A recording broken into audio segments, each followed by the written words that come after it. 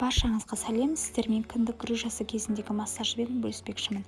Кіндік грыжасы дегеніміз іштің бұлшықеттердің және кіндік сақинасының әлсіздігінен туындайтын кіндік пен ішектің сыртқа шығуы.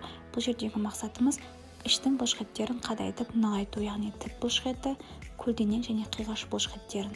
Алдымен іштің көлденең және қиғаш бұлшықеттеріне массаж жасаймыз. Ол үшін бүйірден кіндікке қарай бағытталған қимылдарды жасаймыз. 10 ретке дейін жасаймыз.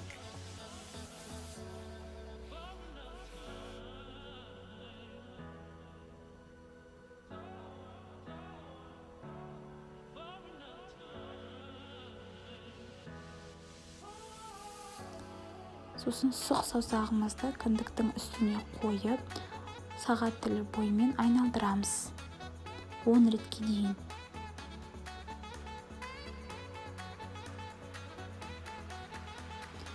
Бас бармағымызды дәл осылай кіндіктің үстіне қойып, сағат тілі бойымен айналдырамыз 10 ретке дейін.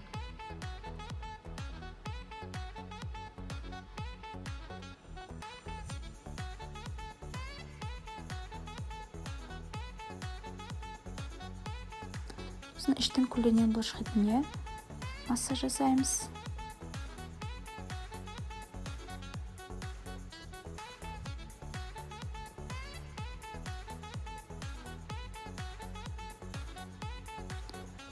Орташа қарқынмен сағат тілі бойымен осылай шымшылап шығамыз.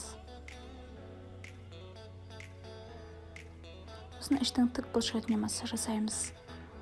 Осылай да жасасаңыздар болады, немесе бүкіл қолдарыңызды пайдаланып, орташа қарқынмен жасасаңыздар болады. Осы қимылдарды әр подгузник ауыстырған сайын жасасаңыздар, бір аптаның ішінде нәтижесін көруге болады.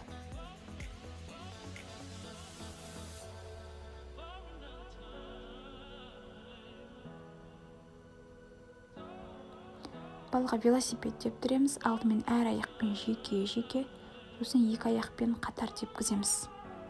Бұл кезде де іштің бұлшықеттерін қадайта аламыз. Және баланы көп ішпен жатқызамыз. Грыжа кезінде сонымен қатар жабыстырмалар қолданылады және де бандаждар бар. Оларды аптекадан ала аласыздар.